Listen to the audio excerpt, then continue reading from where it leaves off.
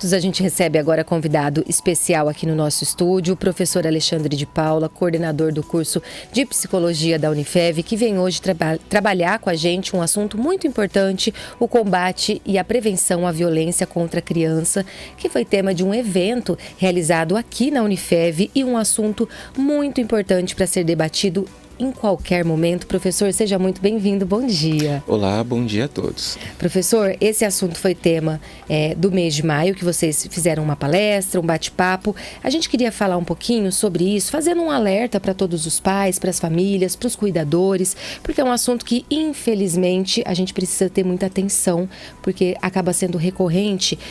De que maneira que a gente pode classificar atitudes abusivas contra crianças? É só abuso sexual? É um abuso físico, um abuso psicológico? O que é abuso contra a criança? O abuso contra a criança, ele está dentro desse conceito de violência, né? A violência, ela pode ocorrer de uma manifestação física, né? Agressão física, mas também agressão sexual. Mas também a gente observa a violência psicológica, né? Que são formas, né? de se comunicar, né? Formas de interagir com a criança, muitas vezes com base em ameaça, né?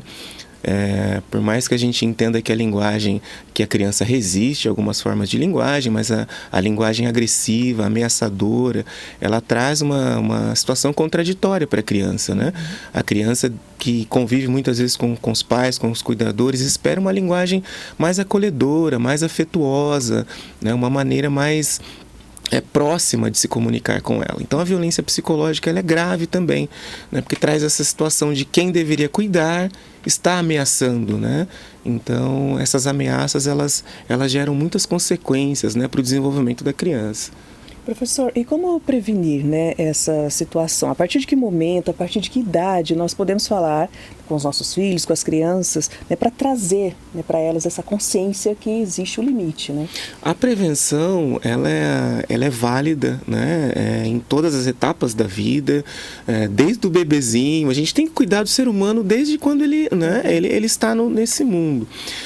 Uma das características que a gente coloca, um dos objetivos mais claros, principalmente para a criança, é não deixar essa criança sozinha e muitas vezes também dando atenção para estranhos. A gente sempre fala isso, né?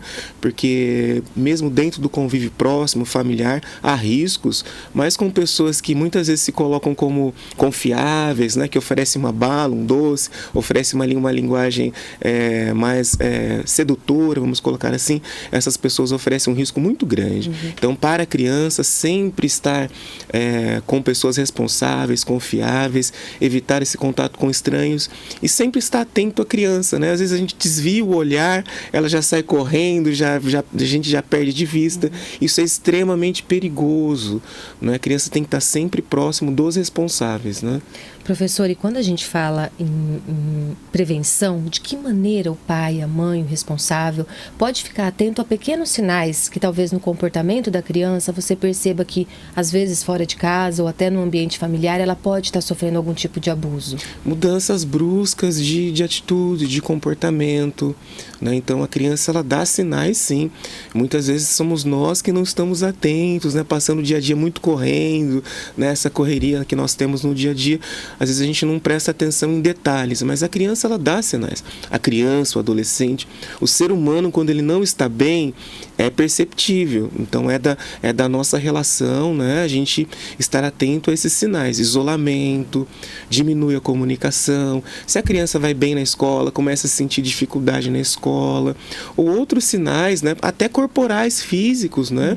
Então a criança arranhada, machucada, esse cuidado, essa atenção, ele precisa ser constante, né? Ele precisa ser contínuo, porque não passa desapercebido, não, né?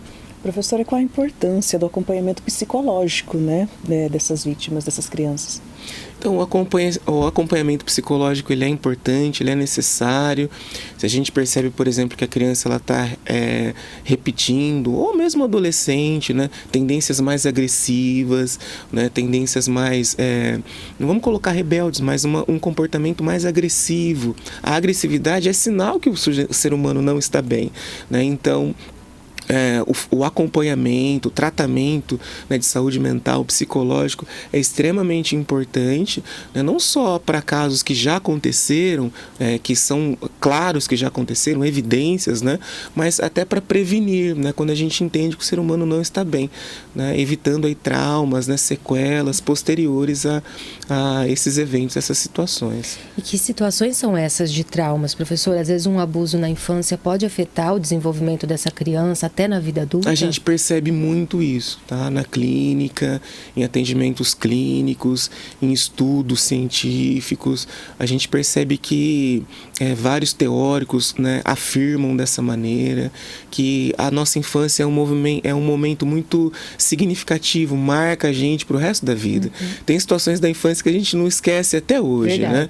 Então, tanto positivamente como negativamente. Então, o que é bom a gente leva para o resto da vida, né, as nossas lembranças, né, das nossas brincadeiras, mas também situações abusivas que a gente passou.